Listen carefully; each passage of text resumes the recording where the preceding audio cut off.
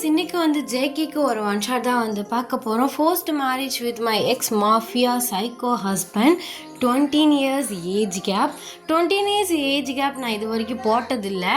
So ஏதோ ஒரு யோசனையில் இது வந்துருச்சு. அண்ட் காஜோலுக்கு வந்து பெரிய ஹாய் சொன்னே மென்ஷன் பண்ண சொன்னாங்க, பண்ணிட்டேன்.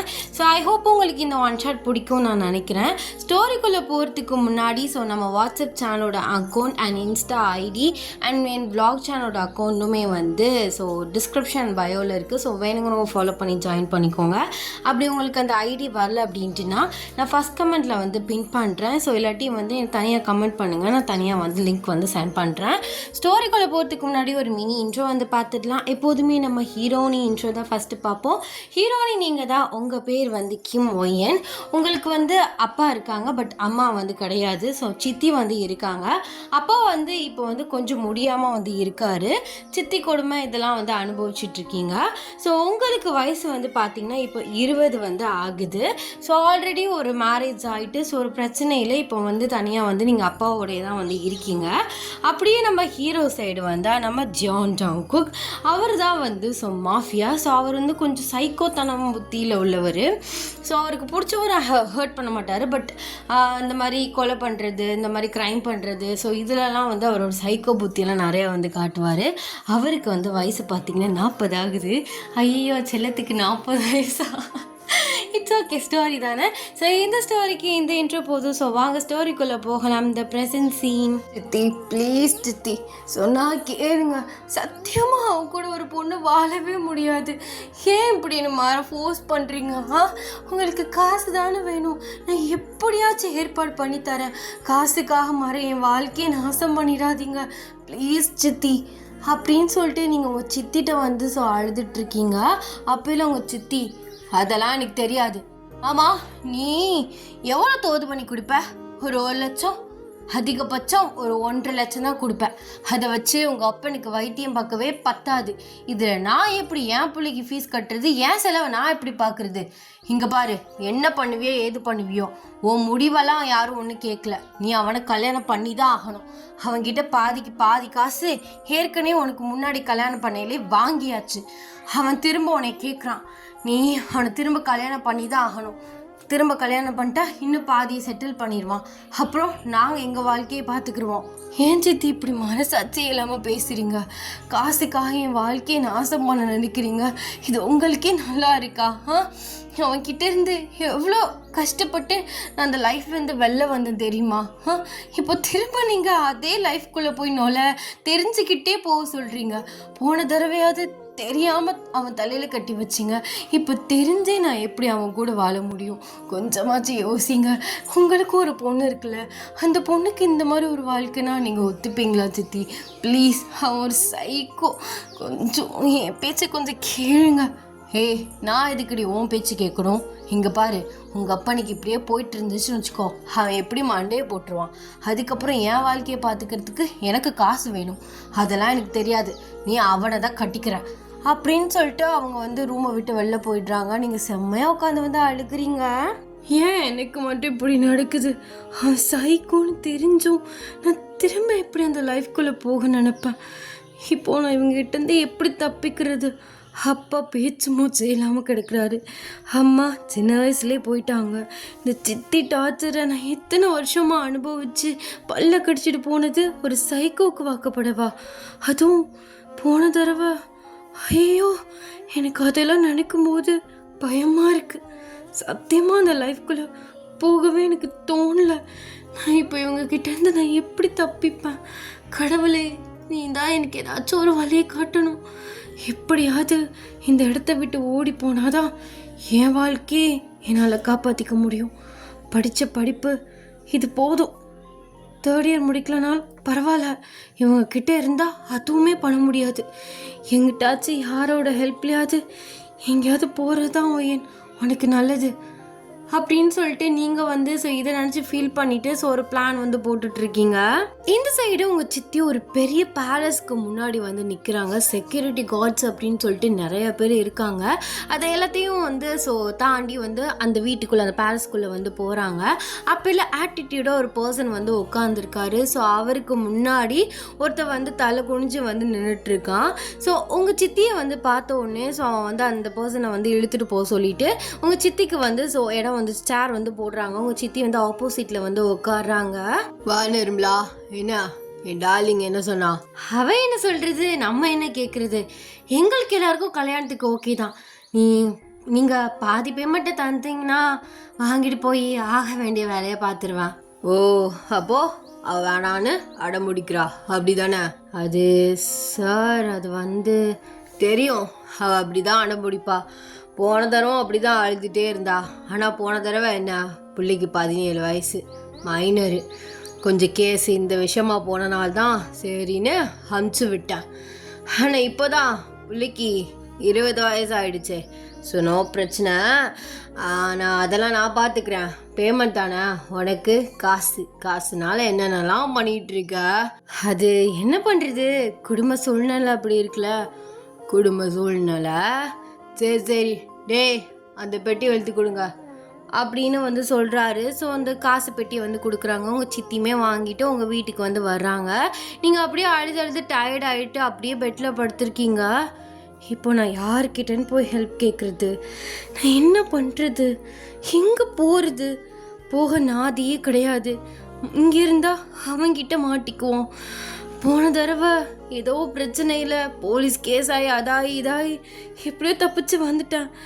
இந்த தடவை என்ன பண்ணுறது, ஐயோ தெரிஞ்சுக்கிட்டே நான் எப்படி குழியில் போய் விழுவேன். இந்த சித்தியும் இப்படி பிடிச்ச பிடிவாதத்தில் இருக்காங்க. ஐயோ கடவுளே, என்னை எப்படியாச்சும் காப்பாத்திரு. என் ஃப்ரெண்டுகிட்ட ஹெல்ப் கேட்கலாம் அப்படின்னு சொல்லிட்டு உங்கள் ஃப்ரெண்ட் கீர்த்திக்கு வந்து கால் பண்ணுறீங்க.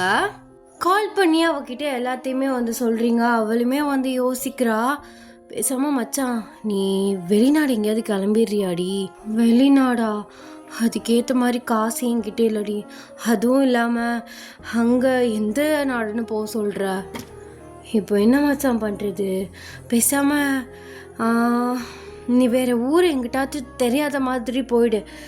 நம்ம ஃப்ரெண்ட்ஸு அப்புறம் ஃபேமிலி சர்க்கிளெல்லாம் நான் காசை வந்து கொஞ்சம் கலெக்ட் பண்ணி தரேன்.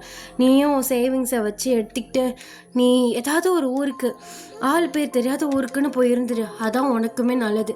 போயிட்டு அந்த காசை வச்சு கொஞ்ச நாள் சர்வை பண்ணிக்கோ.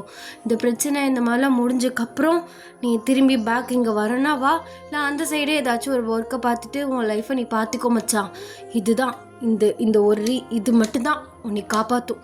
மற்றபடி வேறு எதுவுமே உனக்கு வந்து ஹெல்ப் பண்ணாது. எங்கே போனாலுமே கண்டுபிடிச்சிருவாங்க. அதே மாதிரி நீ தெரிஞ்சவங்கள்னு போய் தேடி போனாலும் அங்கேயும் எப்படி உன்னை பிடிச்சிருவாங்க. யாருன்னே தெரியாத ஒரு ஊர், யார் பேர் எதுவுமே தெரியாத ஒரு ஊருக்கு நீ போய் இருந்துக்கோ. அதான் மச்சான் உனக்கு நல்லது அப்படின்னு சொல்லிட்டு உங்கள் ஃப்ரெண்டு வந்து இந்த மாதிரி ஐடியா வந்து உங்களுக்கு சொல்கிறா. அந்த டே இப்படியே வந்து போகுது. இந்த நெக்ஸ்ட் டே வந்து நீங்கள் சீக்கிரமாக வந்து காலேஜ் கிளம்பிட்டு ஸோ வெளியில் வந்து வர்றீங்க. ஸோ உங்கள் சித்தி உங்களை பார்த்து எங்கே போகிற? சித்தி காலேஜ் போகிறேன். காலேஜா? காலேஜுங்கிற இந்த நினைப்பு பேச்சு இனிமே இருக்கக்கூடாது. 1 வீக்கில் உனக்கு கல்யாணம், போ. இல்லை சித்தி, காலேஜில் எக்ஸாம் போயிட்டுருக்கு, போய் முடிச்சுட்டு வந்துடுறேனே. அதெல்லாம் ஒன்றும் தேவையில்லை, போ. இல்லை அப்படின்னு வந்து சொல்லிடுறாங்க. ஸோ உங்களுக்கு என்ன பேசுறது என்ன பண்ணுறதுனே வந்து தெரியல. நீங்கள் ரூமுக்கு போயிட்டு அப்படியே தலையை பிச்சு நிற்கிறீங்க. ஐயோ, இன்றைக்கி நான் காலேஜ் போய் அவகிட்ட மணியை வாங்கிட்டு இன்றைக்கி நைட்டுக்குள்ளே நான் இந்த ஊரை விட்டு போகணுமே. இப்போ என்ன இவங்க இப்படி சொல்கிறாங்க, என்ன பண்ணலாம் அப்படின்னு யோசிச்சுட்டு இருக்கையிலே நீங்கள் கீர்த்திக்கு கால் பண்ணி இந்த மாதிரி சொல்கிறீங்க. அப்போல்லாம் அவள் சொல்கிறா, மச்சான் நீ ஒன்று காலேஜ் வர வேணாம், நான் ஈவினிங் நான் வீட்டுக்கு சும்மா உன்னை பார்க்க வர மாதிரி வரேன், வரும்போது காசு எடுத்துகிட்டு வந்து தரேன், நீ அதை வாங்கிட்டு நைட்டு விண்டோ சொல்லியா ஏறி குதிச்சு கிளம்பிடு, ஓகேவா? சரிடி, ஓகே அப்படின்னு வந்து சொல்லிவிட்டு நீங்கள் ஃபோனை வந்து கட் பண்ணிடுறீங்க. ஸோ இப்படியே வந்து ஈவினிங் ஆகுது. அவள் உங்களை பார்க்க மாதிரி வர மாதிரி வந்துட்டு ஸோ உங்ககிட்ட வந்து காசை கொடுத்துட்டு உங்களை வந்து டைட்டாக ஹக் பண்ணுறா. இங்கே பாரு மச்சான், போ, உனக்கு எங்கே தோணுதோ எங்கே உனக்கு பிடிக்குதோ அங்கே போ. எந்த பிரச்சனையும் இல்லாமல் நிம்மதியாக இரு. இந்த நரகத்தில் மாட்டிக்கிட்டு தவிச்சிடாத சரியாடி? உன்னை நான் ரொம்ப மிஸ் பண்ணுவேன். ஃபோன் கார்டை இங்கேயே உடச்சி போட்டுரு. நீ ஃபோன் வச்சுக்கோ, ஆனால் கார்டு வந்து இந்த நம்பர் யூஸ் பண்ணாத. ட்ரேஸ் பண்ணி பிடிக்க சான்சஸ் இருக்குது.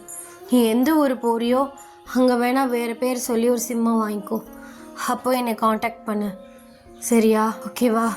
பார்த்து போயிட்டு வா அப்படின்னு சொல்கிறா. ஸோ நீங்களுமே அவளை ஹக் பேக் பண்ணி டைட்டாக ஹக் பண்ணி வந்து அழுக்கிறீங்க. அவள் வந்து உங்களுக்கு வந்து சமாதானப்படுத்திட்டு ஸோ அவள் வந்து கிளம்பிடுறா. கொஞ்சம் திங்ஸ் வந்து தேவையான திங்ஸு ட்ரெஸ்ஸஸ்லாம் வந்து ஒரு பேக்கில் வந்து பேக் பண்ணி வந்து வச்சிட்றீங்க. ஸோ கரெக்டாக வந்து 12 மணி ஆகுது. ரொம்ப மிஸ் பண்ணுவேன் இந்த ரூம் ஒன்று தான் எனக்கு ஹீல் பண்ணுது. இந்த பெட்டு, இந்த பில்லோ, இந்த பெட்ஷீட், இதுக்கு மட்டும்தான் தெரியும் ஒவ்வொரு ராத்திரியும் எவ்வளோ அழுதுருக்கேன்னு. இவங்க கண்ணில் படாமல் என்கிட்ட அது போயிட்டா சந்தோஷந்தான் அப்படின்னு சொல்லிட்டு எல்லா திங்ஸையுமே எடுத்துகிட்டு அப்படியே வந்து விண்டோஸ் வழியே ஏறி குதித்து அப்படியே வெளியில் வந்துடுறீங்க.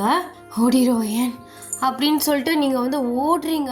ஓடிட்டு மெயினில் வந்து நிற்கிறீங்க ஒரு பஸ் ஸ்டாப்பில். இங்கே தான் பஸ் வரும் கரெக்டாக 12 மணிக்கு. பஸ் ஏறி ரயில்வே ஸ்டேஷன் போய் ட்ரெயின் ஏறி கிளம்பிடலாம் அப்படின்னு சொல்லிட்டு நீங்கள் பஸ் ஸ்டாப்பில் வந்து ரொம்ப நேரமாக நிற்கிறீங்க. பஸ்ஸை காணோம். ஒருவேளை இன்றைக்கி பஸ் வராதோ? இல்லையே, மிட் நைட்டில் பஸ் வருமே, என்ன இவ்வளோ நேரம் காணோம்? இல்லாட்டி பஸ் ஸ்டாப் போயிடலாமா? பஸ் ஸ்டாப் போகிறதுக்கு ரயில்வே ஸ்டேஷனே போயிடலாமே. அப்போது கேபில் தான் போகணும். கேபு இந்த டயத்தில் அப்படின்னு சொல்லிட்டு நீங்கள் ஃபோனை வந்து பார்க்குறீங்க. ஃபோன் தான் கார்டை உடச்சி போட்டிங்களே, நெட் எப்படி இருக்கும், அதனால் என்ன பண்ணுறதுன்னு தெரியாமல் நீங்கள் அப்படியே முழிச்சிட்டு நிற்கிறீங்க. அப்போலாம் வந்து ஒரு கார் வருது.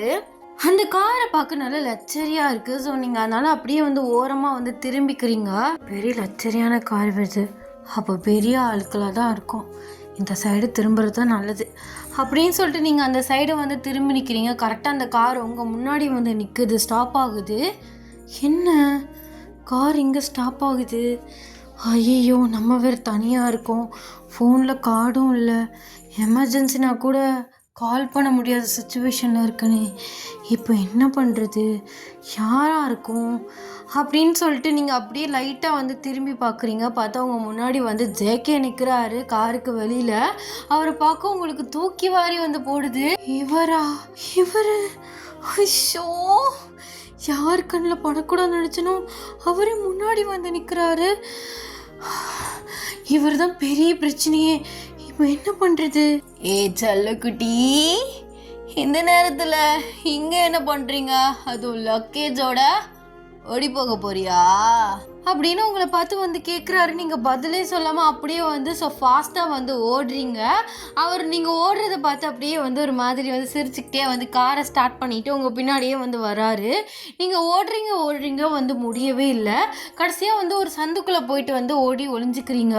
போச்சு, எப்படி வராங்க? இவர் எப்படி என்ன பார்த்தாரு? இவருக்கு எப்படி தெரியும்?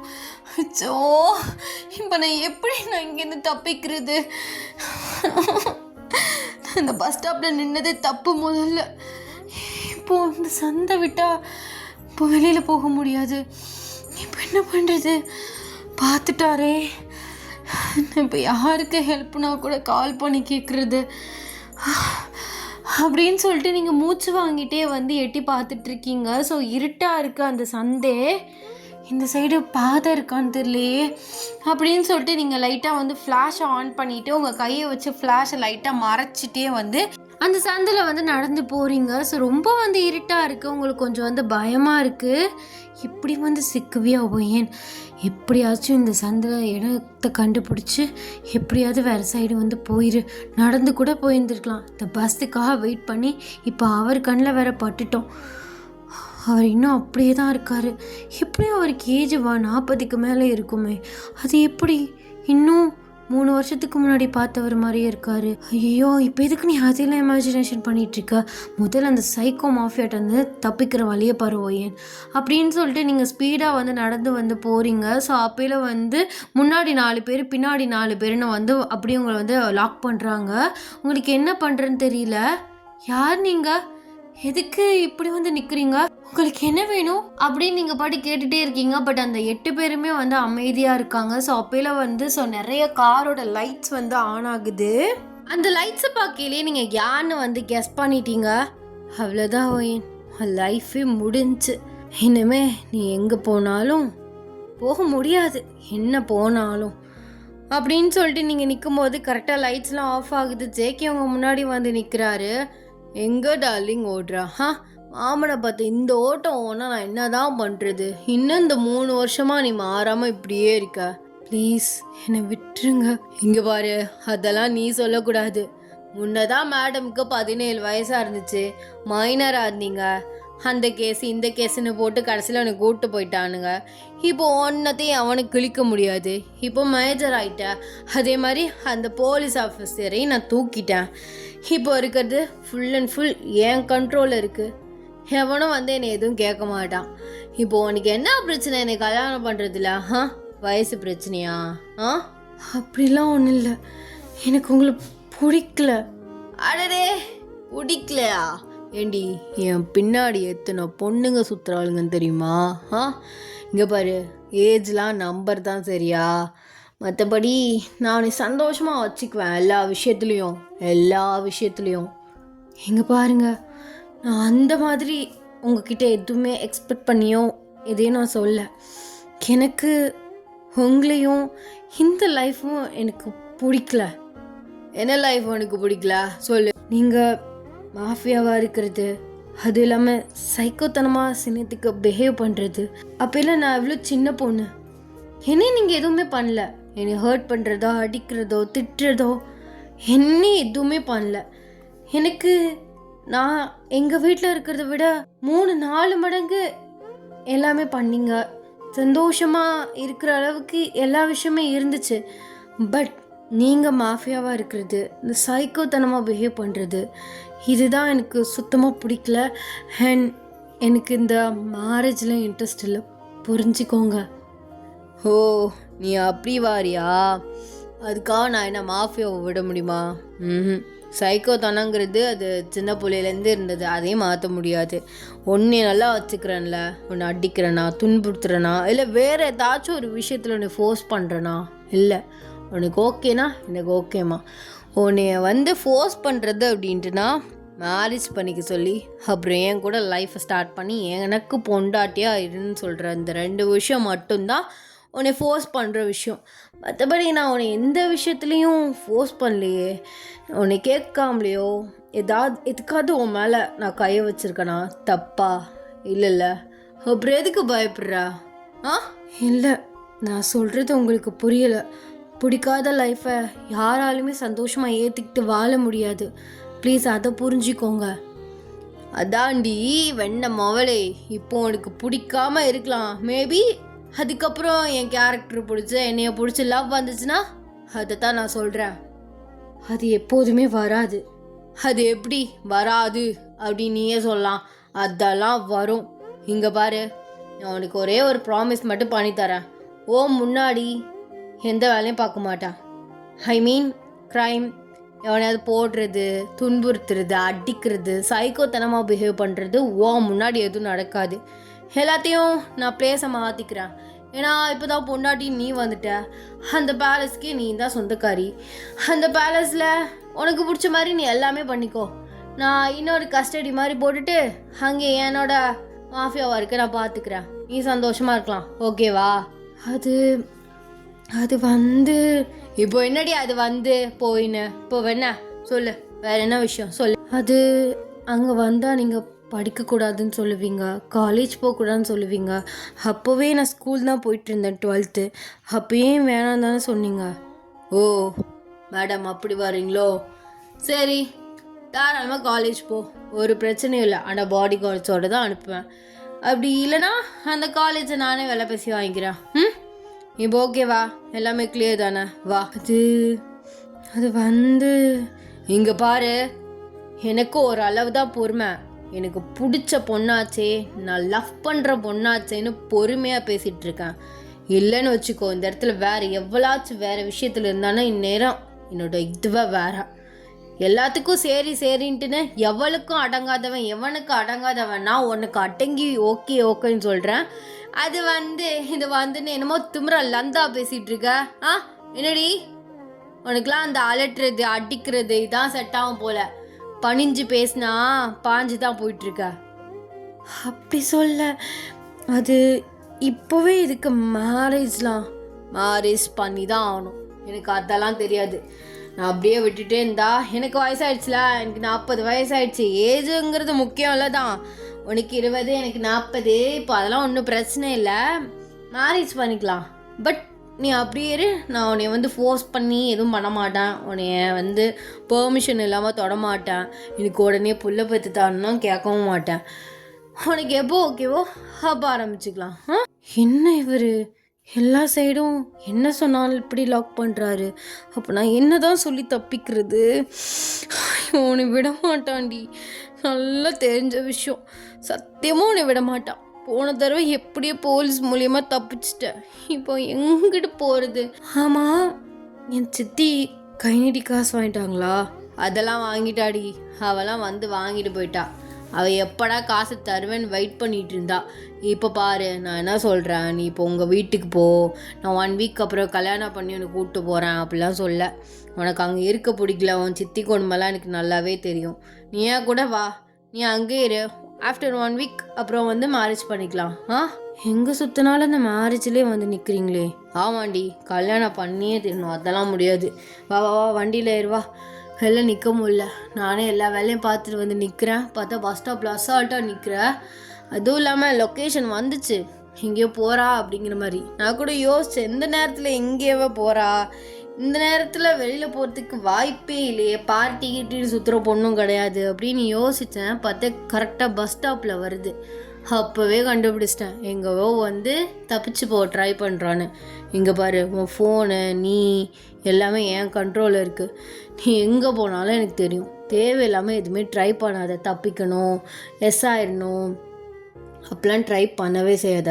அப்புறம் மனுஷனாகவே இருக்க மாட்டேன். உன்னை சந்தோஷமாக வச்சுக்கிறேன், போதும்ல. இதை விட ஒரு பொண்ணுக்கு என்னடி வேணும்? சரி, ஆனால் மேரேஜுக்கு மட்டும் நான் கொஞ்சம் யோசிச்சு சொல்கிறேன். அது வரைக்கும் நான் உங்கள் கூடவே இருக்கேன். ஆனால் இந்த மாதிரி யாரையும் ஹர்ட் பண்ணுறத என் முன்னாடி பண்ணக்கூடாது. முடிஞ்சால் இந்த மாஃபியாதையும் விட்டுருங்க. ஓ, என்ன பொண்டாட்டிங்கிற இதில் ரூல்ஸ் போடுறியா? இல்லை, எனக்கு இந்த மாதிரி இன்னொரு பர்சனை ஹர்ட் பண்ணுறது, அடிக்கிறது இதெல்லாம் பிடிக்காது. அதுவும் இல்லாமல் பயம், அதெல்லாம் பார்த்தா அதான். சரி மயிரே, அதை நம்ம அப்புறம் பின்னாடி பேசிக்கலாம் வா அப்படின்னு சொல்லிட்டு கையை பிடிச்சி உங்களை கூட்டிகிட்டு போயிட்டு காரில் உட்கார வைக்கிறாரு. நீங்களுமே அப்படியே சைலண்ட் ஆகிட்டீங்க. பிகாஸ் நீங்கள் எல்லாரும் அடிச்சுட்டு எஸ்கேப்பும் ஆக முடியாது. அவர்கிட்ட பேசி அவருக்கு புரிய வச்சுட்டு நீங்கள் போக முடியாது, எப்படியும் உங்களை விட மாட்டார். அதனால் நீங்களே பொலைட்டாக போயிட்டீங்க. ஜேகே அவரோட பேலஸ்க்கு கூட்டிகிட்டு போகிறாரு. ஸோ நீங்கள் போன உடனே ஜேகே கிட்ட எனக்கு ஒரு சிம் மட்டும் வாங்கி தரீங்களா? எதுக்கு சிம்மு? அது என் ஃப்ரெண்ட்ஸ் கிட்ட பேசுறதுக்கு. அப்போவும் சிம் எங்க? அது வீட்லேயே உடச்சி போட்டான். ஓ மேடம், மாஸ்டர் பிளானோட தான் கிளம்பியிருந்துருக்கீங்க. சரி சரி, வாங்கி தரேன் மார்னிங், சரியா? சரி சரி, போய் என் ரூமில் படுத்து தூங்கு போ. இல்லை, எனக்கு வேறு ஏதாச்சும் ரூம் அரேஞ்ச் பண்ணி தரீங்களா? ஏன், நான் உன்னை எதுவும் பண்ண மாட்டேன். நீ போயிட்டு நல்லா கம்ஃபர்டபுளாக படுத்துக்கோ. எனக்கு இடம் இருந்தால் வை, இல்லை நான் சோஃபாவில் படுத்துக்கிறேன். இல்லை, எதுக்கு உங்களுக்கு தேவையில்லை? ஏய், அதான் சொல்கிறேன்ல, இப்போ எதுக்கு எழுத்து பேசிகிட்டு இருக்க? பொடி அப்படின்ட்டு ஒரே கொத்திடுறாரு. ஸோ நீங்களுமே எதுவுமே பேசாமல் அவரோட ரூமில் போயிட்டு படுத்துருக்கீங்க. உங்களுக்கு தூக்கமே வரல. எப்படி மாட்டியிருக்க பார்த்தியா? வெக்கமா இல்லை? சி, ஒரு ஓடிப்போ கூட வக்குலடி உனக்கு அப்படின்னு நீங்களே உங்களை கழுவி ஊற்றிட்டு ஸோ அப்படியே படுத்துருக்கீங்க. அப்படியே தூக்கம் வந்துடுது, தூங்கிடுறீங்க. த நெக்ஸ்ட் டே மார்னிங் நீங்கள் எந்திரிச்சிட்டு ஸோ ஃப்ரெஷ்அப் ஆகிட்டு அப்படியே நிற்கிறீங்க. என்ன பண்ணுறேன்னு தெரியாமல் பார்த்தா ஸோ சிம்மம் இருக்குது. சிம்மம் வந்துருச்சு அப்படின்னு சொல்லிட்டு சிம்மை போட்டுட்டு ஸோ ஃபஸ்ட் டே உங்கள் ஃப்ரெண்டுக்கு தான் ஃபோன் பண்ணுறீங்க. மச்சான், நான் தாண்டி ஒயன் பேசுகிறேன். ஹே மச்சான், என்னடி வேறு நம்பர்லேருந்து பண்ணுற? எந்த ஊருக்கு போயிருக்க? எங்கடி இருக்கா? அட ஏண்டி நீ வேற அப்படின்னு நீங்கள் நைட்டில் நடந்தது எல்லாத்தையும் சொல்கிறீங்க. என்ன மச்சான், போய் இப்படி மாட்டிக்கிட்ட, இப்போ என்ன பண்ண போகிற? அதாண்டி எனக்கும் தெரியல. எனக்கு சுத்தமாக இவரோட மேரேஜுக்கு எனக்கு அந்த மனசே வரவே மாட்டேங்குது. ஏன் தான் இப்படி பண்ணுறாருன்னு தெரியல. பிடிக்கலன்னு சொன்னாலும் அது இல்லை இது இல்லை, அப்படி வச்சுக்கிறேன் இப்படி வச்சுக்கிறேன்னு ரீசன் ஏதாவது ஒன்று சொல்லிட்டு இருக்காருடி. இப்போ என்னடா பண்ணுறது தெரியல மச்சான். என்னை எப்படியாச்சும் காப்பாற்றி விட்டுருடி. எனக்கு இந்த கல்யாணத்துலலாம் சுத்தமாக இன்ட்ரெஸ்டே கிடையாது. இவருன்னு இல்லை, எனக்கு இந்த கல்யாணம் அந்த லைஃப் எனக்கு சுத்தமாக பிடிக்கவே இல்லை. சொன்னாலும் கேட்க மாட்டுறாரு. 1 வீக்கில் மேரேஜ்னு வேறு சொல்கிறாரு. என்ன பண்ணுறதுன்னு தெரியல. சரி விடுடி. 1 வீக் இருக்குல்ல, 1 வீக்கில் ஏதாச்சும் ட்ரை பண்ணுவோம். நீ அட்ரஸ் லொக்கேஷன் மட்டும் அனுப்பிச்சுடு. நான் ஃப்ரெண்டாக வர மாதிரி வரேன். காலேஜ் வருவியா என்ன? காலேஜ்லாம் விடுவேன்னு தான் சொன்னார். ஆனால் பாடி கார்ட்ஸோடு தான் விடுவாராம். என்ன பண்ண போகிறாருன்னு தெரியல. சரி மச்சான், லொக்கேஷன் அனுப்பிச்சுட்றேன். நீ கொஞ்சமாச்சும் ஒரு 2 டேஸ்க்குள்ளே இங்கே வரப்பாருடி. சரி நான் கண்டிப்பாக வரேன். என்ன எதுவும் சொல்ல மாட்டாரே? அதெல்லாம் சொல்ல மாட்டார். நான் என் ஃப்ரெண்டு என்னை பார்க்க வரா அப்படின்னு நான் எதாவது சொல்லி சமாளிச்சுக்கிறேன். அவர் என்ன சொல்கிறான்னா, மேரேஜ்க்கு அப்புறம் காலேஜ் போய்க்கோ அப்படிங்கிறாருடி. என்ன பண்ணுறேன்னு தெரியல. சரி மச்சான், ரொம்ப நேரம் பேசிகிட்டு இருந்தா அது வேறு ஏதாச்சும் சந்தேகம் வரும். நான் வைக்கிறேன் அப்படின்னு சொல்லிட்டு நீங்கள் ஃபோனை வந்து கட் பண்ணிடுறீங்க. நீங்கள் ரூம் டோரை ஓப்பன் பண்ணிட்டு வெளில வந்து பார்க்குறீங்க. பார்த்தா வந்து எல்லோரும் இங்கிட்டும் அங்கிட்டும் ஓடிட்டுருக்காங்க. வேலையெல்லாம் போயிட்டுருக்கு, டெக்கரேஷன்லாம் வந்து போயிட்டுருக்கு. உங்களுக்கு ஒன்றுமே புரியலை. என்ன இன்னும் 1 வீக் இருக்குன்னு சொன்னார் மேரேஜ்க்கு. 1 வீக்னா ஒரு 2 டேஸ்க்கு முன்னாடியே டெக்கரேட் பண்ணாலே முடிச்சிடலாமே. எதுக்கு இப்போது 1 வீக்குக்கு முன்னாடி டெக்கரேட் பண்ணுறாரு? ஐயோ, என் கல்யாணம் எனக்கே தெரியலையா? இப்போ நான் எப்படி இவங்கள்ட்டேருந்து தப்பிக்கிறது அப்படின்னு நீங்கள் யோசிச்சுட்ருக்கல. ஜேகே அவங்க முன்னாடி வந்துன்ட்டு, டார்லிங் எந்திரிச்சிட்டியா? வா சாப்பிட்லாம். அது இருக்கட்டும், என்ன டெக்கரேஷன் ஒர்க்லாம் போயிட்டுருக்கு? ஆமாண்டி, நான் யோசிச்சு பார்த்தேன். எதுக்கும் 1 வீக்கெல்லாம் தள்ளி போட்டுக்கிட்டு, அதான் 2 டேஸில் மேரேஜ் வச்சுக்கலான்ட்டுன்னு டெக்கரேஷன் ஒர்க்லாம் பார்த்துட்ருக்காங்க. இன்றைக்கி ஈவினிங் ஷாப்பிங் ஒர்க்லாம் முடிச்சிடலாம். ஓகே? ஏன் எதுக்குங்க இவ்வளோ அவசரமாக மேரேஜ்லாம்? இல்லடி, இதுக்கு மேலே நான் தள்ளி போட விரும்பல. அதான் நாளை கழிச்சு மேரேஜை வச்சுக்கலான்னு டெக்கரேஷன் ஒர்க்லாம் ஸ்டார்ட் பண்ண வச்சுட்டேன். இன்றைக்கி ஈவினிங் போயிட்டு ஷாப்பிங் முடிச்சிடலாம். ஓகே? எதுக்குங்க இவ்வளோ கடகடன்னு பண்ணணும்னு அப்படி என்ன இருக்கு? எத்தனை தடவை சொல்கிறது, எனக்கு தள்ளி போடுறது சரியாக பட்டலை. புரியுதா இல்லையா? வா சாப்பிட்லாம். அது வந்து ஆமாமோ, ஆக்சுவலாக நமக்கு இது செகண்ட் மேரேஜ் தானே? ஆமாம், செகண்ட் மேரேஜ் தான். ஆனால் ஃபஸ்ட்டு மேரேஜ் பண்ணது சைல்டு மேரேஜில், அதனால அது கணக்கில் சேராது. கணக்கில் சேரலைன்னா என்ன? மறுபடி இது நம்ம 2 பேருக்கும் செகண்ட் மேரேஜ். ஏன்னா எல்லாருக்கும் என்ன, செகண்ட் மேரேஜ்னால் வேறு ஹஸ்பண்ட் வேறு ஒய்ஃப் அந்த மாதிரி சூஸ் பண்ணுவாங்க. நமக்கு முன்னாடி இருந்தவங்களே. பரவாயில்ல, இதுவும் நல்லா தான் இருக்குது. சரி வா சாப்பிட்லாம். உனக்கு பிடிச்ச ஐட்டமாக செய்ய சொல்லியிருக்கேன் அப்படின்னு வந்து உங்களை சாப்பிட கூப்பிட்டு போகிறாரு. ஸோ நீங்களுமே வந்து சாப்பிட்றீங்க. போதும்னு சொல்கிற அளவுக்கு அள்ளி வச்சு வந்து சாப்பாடை வச்சு திணிச்சிட்டாரு. நீங்கள் ரூமுக்கு வந்துட்டு என்ன பண்ணுறதுன்னு தெரியாமல் முழிக்கிறீங்க. இப்போ நான் எப்படி இவ்வளோ பேரை தாண்டி வெளியில் தப்பிச்சு போகிறது? நாளை கழிச்சு மேரேஜா? ஐயோ, எனக்கு நினச்சாலே என்ன சொல்கிறதுன்னே தெரியல. இவர் இருந்தாப்புல ஹம்பிலேருந்து அண்ணியனாக மாறுவார். இவர் வார்த்தையெல்லாம் நம்பவே முடியாது. இப்போ என்ன பண்ணுறது அப்படின்னு சொல்லிட்டு உங்கள் ஃப்ரெண்டுக்கு கால் பண்ணுறீங்க. அவகிட்ட எல்லாத்தையுமே வந்து சொல்கிறீங்க. சரி இரு மச்சான், நான் அங்கேயே வரேன். நீ அவர்கிட்ட சொல்லிடு, இந்த மாதிரி என் ஃப்ரெண்டு வரா அப்படின்ட்டுன்னு. நான் வந்து பிளானை சொல்கிறேன் அப்படின்னு சொல்லிட்டு அவள் வந்து ஃபோனை வந்து கட் பண்ணிடுறா. ஸோ நீங்களுமே வந்து ஜேகே கிட்ட சொல்கிறீங்க.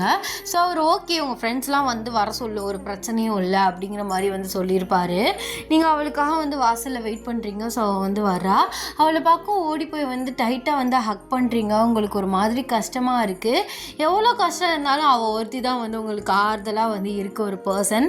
இது ஜேகே வந்து பார்க்குறாரு. ஸோ பார்த்துட்டு அவருமே வந்து அதை கண்டுக்காத மாதிரி உட்காந்துட்டு அவரோட வேலையை வந்து பார்த்துட்ருக்காரு. பாரு மச்சான், எவ்வளோ பெரிய இடம், எவ்வளோ பெரிய கிரவுண்டு, எவ்வளோ பெரிய பேலஸு. இதுலேருந்து நான் எப்படி தப்பிச்சு வெளில போவான்? சரி விடு, அழுது காட்டி கொடுத்துறாத. ஒரு ரூம் எங்கே இருக்குன்னு சொல்லு, நான் பிளானை சொல்கிறேன். அப்படின்னு வந்து உங்களை வந்து சொல்கிறா. ஸோ உங்களை பார்த்து சொல்ல நீங்கள் வந்து ரூமுக்கு வந்து கூட்டிகிட்டு போயிட்டு ரூமை வந்து லாக் பண்ணிவிட்டு அவகிட்ட வந்து சொல்கிறி, என்ன விஷயம்? இங்கே பாரு மச்சான், இவர் எப்போ வேணால் மாறலாம். உன்னை கல்யாணம் பண்ணுறதுக்காக அவர் உனக்கு ஃப்ரீடம் கொடுக்குற மாதிரி வச்சிட்ருக்காரு. அதுவும் இல்லாமல் இந்த ஃபீல்டில் இருக்கவங்கலாம் எப்போ சாவாங்கன்னே தெரியாது. இப்போ நீ ஓகேன்னு கல்யாணம் பண்ணிக்கிறேன்னு வச்சுக்கோ, எப்படியும் ஒரு 6 months நீங்கள் எல்லாத்துக்கும் தள்ளி போட்டிருக்கீங்க. ஒரு 6 monthsக்கு அப்புறம் ஒரு ஹஸ்பண்ட் அண்ட் ஒய்ஃபாகவே வாழ ஸ்டார்ட் பண்ணிடுவீங்க. கண்டிப்பாக எல்லாருமே அப்படி தான். அப்போது உனக்குன்னு ஒரு பேபி பிறக்கும். அந்த பேபியை பழி வாங்கிறதுக்காக எல்லாருமே வந்து சண்டை போடுவாங்க, ஃபைட் பண்ணுவாங்க. ஏன்னா இவருக்கு வந்து நிறைய எனிமீஸ்லாம் வந்து இருக்காங்க. அதில் ஒன்றையும் பேபியை இழந்துட்டாருன்னா என்ன பண்ணுவார்? ஒன்றுமே இல்லை, வேறு போனால் கல்யாணம் பண்ணிவிட்டு அவர் லைஃப்பை பார்க்க போயிடுவார். இதில் பாதிக்கப்படுறது உன் வாழ்க்கையும் உன் புள்ளியோட வாழ்க்கையும் தான். நல்லா யோசிக்கும். இவர் கண்டிப்பாக உன்னை காலேஜ் ஆஃப்டர் மேரேஜ் அனுப்பவே மாட்டார். அது சரித்திரத்துலேயே நடக்காத ஒரு விஷயம். ஸ்கூல் டயத்தில் தானே கடத்திட்டு வந்து வச்சுருந்தாரு. அப்படி தானே நீ என்கிட்ட சொன்ன. அப்பயே பாரு, உன்னை ஸ்கூல்லலாம் விடாமல் தான் வச்சுருந்துருக்காரு. அப்போ எப்படி காலேஜுக்கு மட்டும் விடுவாருன்னு நீ அவரை நம்புற? இவரை நம்பி தெருவில் நின்றாத. நீ எப்படியாச்சும் மேரேஜ் அன்னைக்குனாது கிளம்பி வழியில் போக பாரு. மேரேஜ் டயத்தில் எல்லாருமே பிஸியாக இருப்பாங்க. செக்யூரிட்டி கார்ட்ஸ்ன்னு எல்லாமே இருக்க தான் செய்யும். எங்கேயாச்சும் ஒரு இடத்துலையாச்சும் நீ வெளியில் போகிறதுக்கு ஒரு சின்ன சான்ஸாவது கிடைக்கும். அந்த டைமை பார்த்து நீ போயிட்டு எங்கேயாவது போயிடு. மேரேஜ் பிஸியில் உன்னை தேடுறதுக்கெலாம் அந்தளவுக்கு இது இருக்காது. கரெக்டாக பொண்ணை கூட்டிகிட்டு வாங்கன்னு சொல்கிற அந்த டைம் தான் உன்னை தேடுவாங்க. அதுக்குள்ளே நீ எங்கேயாவது கிளம்பி போயிட்டேன்னு வச்சுக்கோவேன், இந்த லைஃப்லேருந்து நீ தப்பிச்சிடலாம். அது நீ சொல்கிறது புரியுது மச்சான், பட் அது எப்படி? அதெல்லாம் முடியும். நான் இருக்கேன்ல, எதுக்கு பயப்படுறா? என் ஃப்ரெண்டோட வாழ்க்கையை நான் எப்படி நாசமாக விடுவேன்? சரிடி, இதனால் உனக்கு எந்த பிரச்சனையும் வந்துடக்கூடாது, அதை தான் நான் பார்க்குறேன். அதெல்லாம் எனக்கு ஒரு பிரச்சனையும் வராது. நீ அதையெல்லாம் நினச்சி வரி பண்ணிகிட்ருக்காத, ஓகேவா? நல்லா சாப்பிட்டு இதை பற்றியும் யோசிக்காமல் தைரியமாக இரு. உனக்கு நல்லதாகவே நடக்கும் அப்படின்னு சொல்கிறா. ஸோ நீங்கள் அவள் கூட கொஞ்சம் நேரம் டைம் ஸ்பெண்ட் பண்ணிவிட்டு ஸோ அப்படியே ஜேகே கூட வந்து ஷாப்பிங் போகிறீங்க.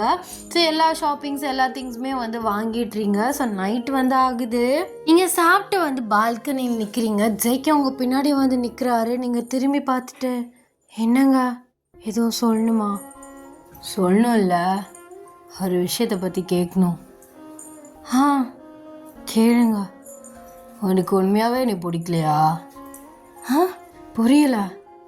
உனக்கு உண்மையாகவே நீ பிடிக்கலையான்னு கேட்டேன். யார் சொன்னா அந்த மாதிரி? ஏண்டி, நான் என்ன எதுவும் தெரியாதவனா? உன் ஃபோனு எல்லாமே ட்ரேஸில் தான் இருக்குது. நீனும் உன் ஃப்ரெண்டும் ரூமில் பேசினது எல்லாத்தையுமே நான் கேட்டேன். நான் என்ன எனக்கு இருக்குண்ணா? உன்னை ஒரு இன்ச் பை இன்ச் நோட் பண்ணிகிட்ருக்கேன். அவன் என்னன்னா பிளான் சொல்லிட்டு போகிறா, கல்யாணத்து அன்னைக்குன்னா ஓடி போய்டுன்னு. அப்போது ஓடி போயிடுவா? அது வந்து அது ஜேகே, அது என்னடி அது? இந்த பயம் இருக்குல்ல, இப்போ கூட நான் நினச்சேன்னு வச்சுக்கோவேன், உன் ஃப்ரெண்டை அடியோடு அழிச்சிருவேன். இல்லை, அப்பெல்லாம் எதுவும் பண்ணிடாதீங்க ப்ளீஸ் ஜேகே. நான் புலம்புனேன், கஷ்டப்படுறேன்னு தான் அவள் எனக்கான ஹெல்ப்பை பண்ணுறதுக்கு அப்படி சொன்னால், எதுவும் பண்ணிடாதீங்க ப்ளீஸ். எதுவும் பண்ண மாட்டேன், அழுகாத. அழுகிறத பார்த்தாலே எனக்கு ஒரு மாதிரி இருக்குது. இங்கே பாரு, உனக்கு அவளை ரொம்ப பிடிக்கும்ன்ட்டுன்னு எனக்கு நல்லாவே தெரியும். உனக்கு ரொம்ப பிடிச்ச ஒரு பர்சனோ பொருளோ அதை நான் என்றைக்குமே ஹர்ட் பண்ண நினச்சதே இல்லை. ஆனால் நீ தான் என்னை ஹர்ட் பண்ணிகிட்டே இருக்க. மாஃபியா சைக்கோ தனத்தில் உள்ளவன், அவனுக்கு மனசு கல் அப்படின்னு நினச்சிட்ருக்கியா நீனு? எனக்கு எவ்வளோ சென்சிட்டிவான ஹர்ட் தெரியுமா? எனக்கு காலப்போக்கில் ஒவ்வொரு சுச்சுவேஷனும் இப்படி ஹார்ட்லெஸ்ஸாக மாற்றிடுச்சு.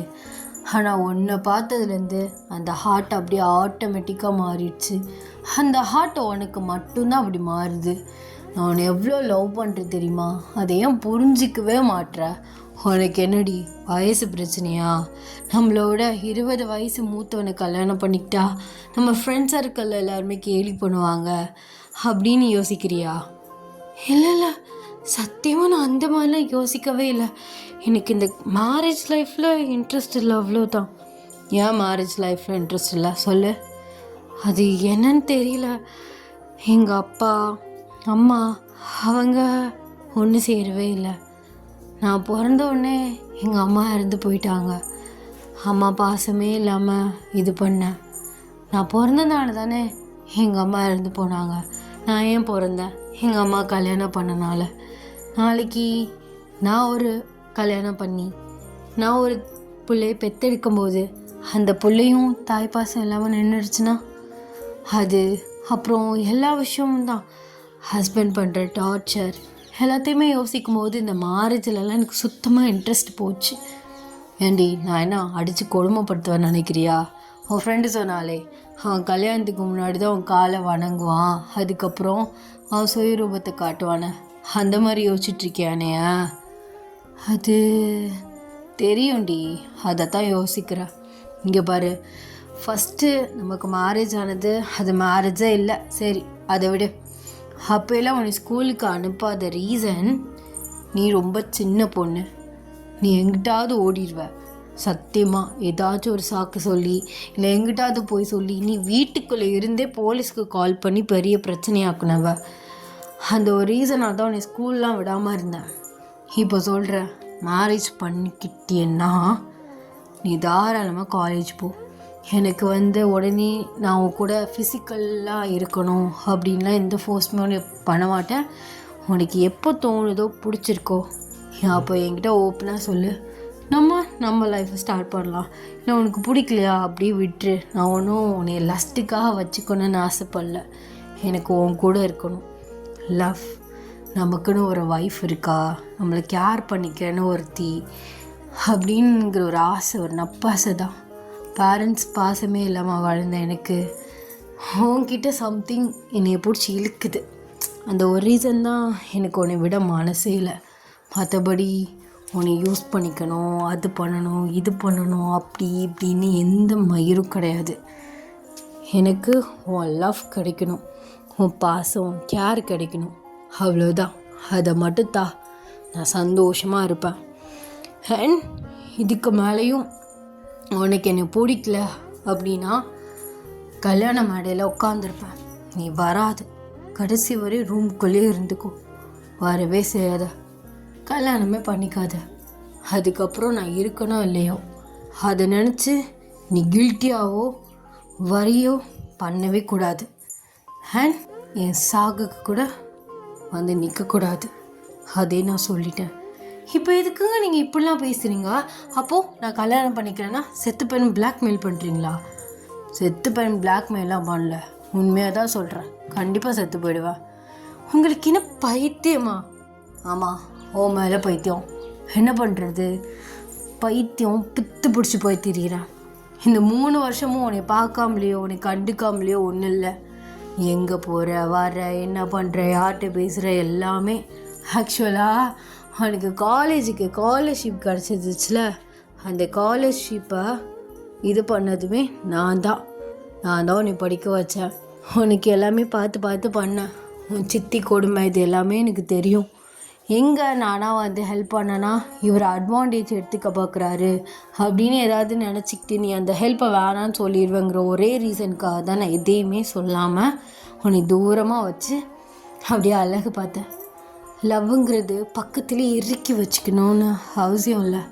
அதை ஃப்ரீயாக பறக்க விட்டுட்டு அது சந்தோஷமாக பறக்கிறத பார்த்து சந்தோஷப்படுறதும் லவ்வோட ஒன் ஆஃப் த ஃபீலிங் தான்.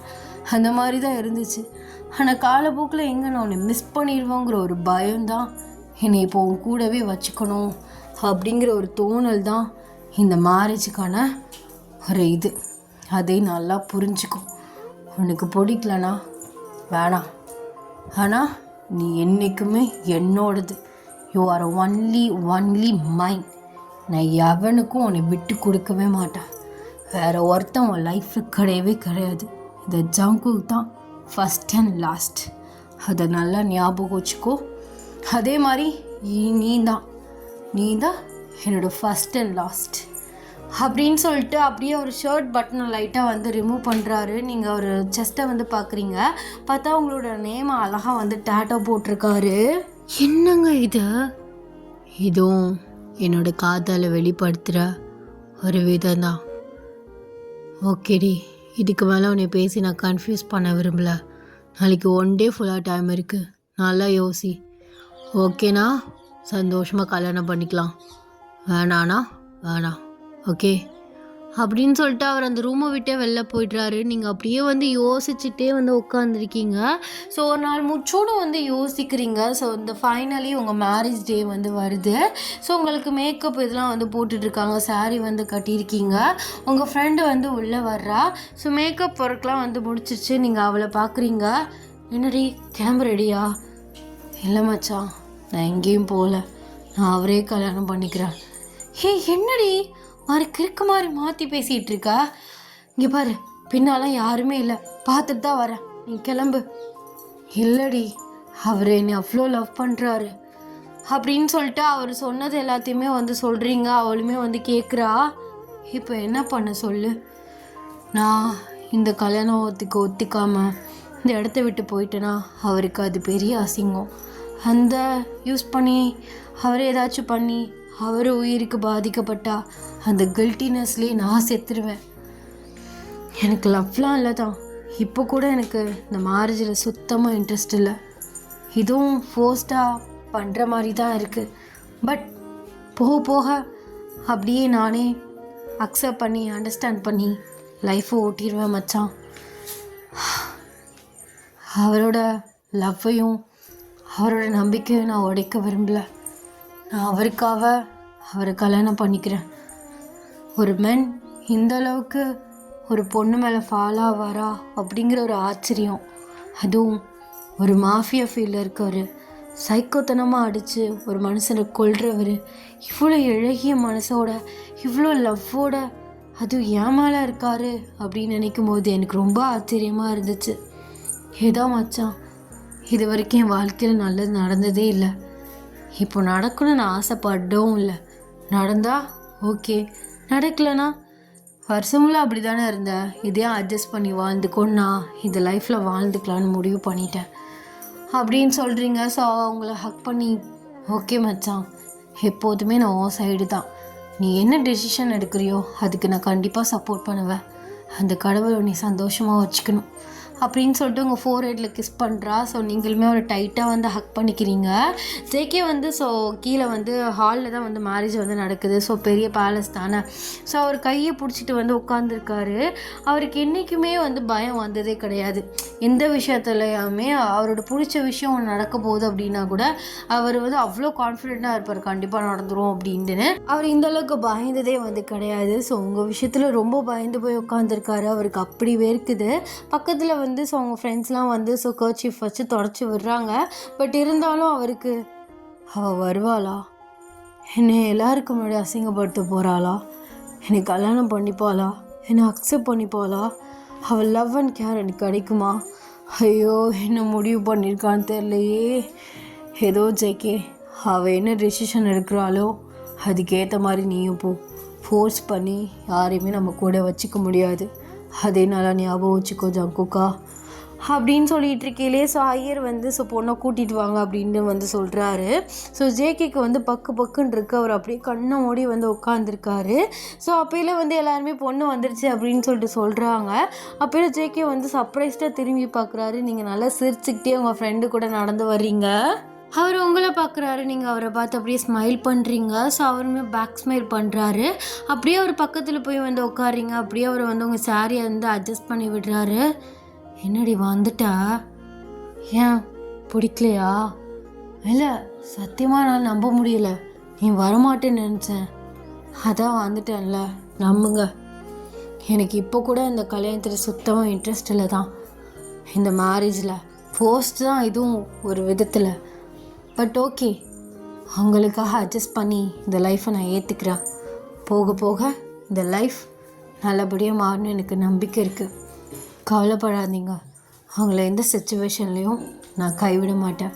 ஓகே அப்படின்னு அவரை பார்த்து சொல்கிறீங்க. அவருக்கு கண்ணு கலங்குது.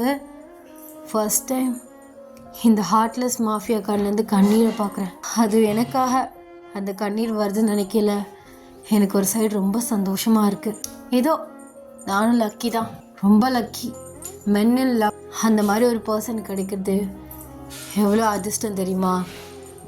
எங்கே அந்த பொண்ணை நம்ம மிஸ் பண்ணிடுவோமோன்னு அந்த பையன் அழுகிறது, அந்த அழுகைக்கு அந்த கண்ணீர் ஒரு ட்ராப்ஸுக்கும் அவ்வளோ மதிப்பு இருக்குது. அந்த மதிப்பை உங்கள் கண்ணில் பார்க்குறேன். சத்தியமாக நான் சாகிற வரைக்கும் உங்களை விட்டு போக மாட்டேன் ஜேகே அப்படின்ட்டு நீங்கள் அவர் கையை வந்து ஹோல்ட் பண்ணுறீங்க. ஸோ ஐயர் வந்து தாலி எடுத்து கொடுக்குறாரு. ஜேகே வந்து அதை ஹாப்பியாக வாங்கி ஸோ உங்கள் கழுத்தில் வந்து கட்டுறாரு. கட்டிட்டு அப்படியே வந்து ஸோ உங்களுக்கு குங்குமம் வச்சுட்டு அப்படியே உங்கள் ஃபோர்ஹெட்டில் கிஸ் பண்ணுறாரு. நானும் என்னை விட்டுட்டு எங்கேயுமே போக மாட்டேன். இந்த மாஃபியாவை கொஞ்சம் கொஞ்சமாக குறைச்சிட்டு அப்படியே ஒரு பிஸ்னஸ் மேனாக, என் செல்ல பொண்டாட்டிக்கு ஒரு நல்ல ஹஸ்பண்டாக, என் பிள்ளைக்கு ஒரு நல்ல அப்பாவா நான் கண்டிப்பாக மாறுவேன் அப்படின்னு சொல்லிட்டு அப்படியே வந்து உங்களை ஹக் பண்ணுறாரு. ஸோ நீங்களுமே அவரை ஹக் பேக் பண்ணுறீங்க. Happy ending. எப்படியோ முடிச்சிட்டேன். ஐயோ, என்னால் நின்று ரெக்கார்ட் பண்ண முடியல, உட்காந்து ரெக்கார்ட் பண்ண முடியல, நடந்து ரெக்கார்ட் பண்ணிட்டுருக்கேன். ஸோ விசிறியை வச்சு தூரமாக வச்சு வீசிக்கிட்டு நடந்தாவது கொஞ்சம் காற்று வருதுடா, உட்காந்தா ரொம்ப அவியுது, முடியல, சரியான வெயில், நல்லா வச்சு செய்யுது. எல்லாருமே வந்து நிறைய தண்ணி குடிச்சிட்டு நல்லபடியாக இருங்க. அண்ட் இந்த ஸ்டோரி வந்து எப்படி இருந்துச்சு அப்படின்னு சொல்லிட்டு எனக்கு மறக்காமல் கமெண்ட்ஸில் சொல்லிட்டு போங்க. ஐ ஹோப் உங்களுக்கு இந்த ஒன் ஷாட் பிடிச்சிருக்கோன்னு நான் நினைக்கிறேன். ஸோ நெக்ஸ்ட் ஒன் ஷாட்டில் வந்து மீட் பண்ணலாம். ஸோ அது வரைக்கும் எல்லாருக்கும் tata, bye bye, love you.